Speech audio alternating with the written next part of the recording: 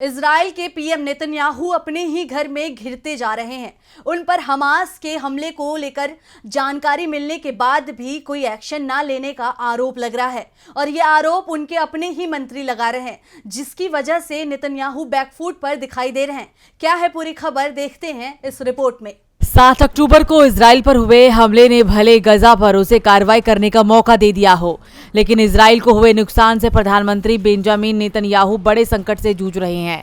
पहले तो हमास के बंधक बनाए गए लोगों के परिजनों ने राजधानी तेल अवीव में नेतन्याहू सरकार के खिलाफ विरोध प्रदर्शन किया। उसके बाद खुद बंधकों ने अपने प्रधानमंत्री को भला बुरा कहा है। अब उनके मंत्रिमंडल के सहयोगी भी उनसे नाराज हैं और उन पर फिलिस्तीन से जंग की आड़ में राजनीति करने का आरोप लगा रहे हैं।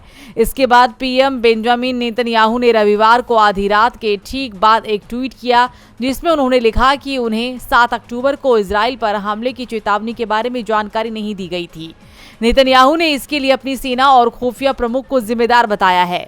अल जजीरा की रिपोर्ट की माने तो नेतन्याहू के इस बयान पर इजराइल में हंगामा मचा हुआ है और विपक्ष के साथ साथ सत्ता पक्ष के नेता भी सुरक्षा चूक के लिए नेतन्याहू को जिम्मेदार मान रहे हैं।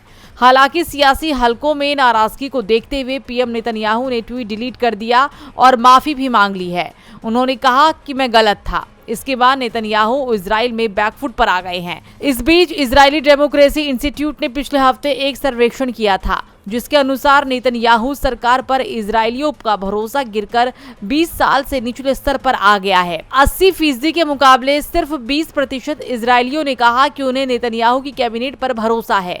जून के सर्वे आंकड़ों की तुलना में पिछले हफ्तों के आंकड़े 8% कम है, यानी पब्लिक पर पीएम का भरोसा घटता जा रहा है। डीबी लाइव की रिपोर्ट।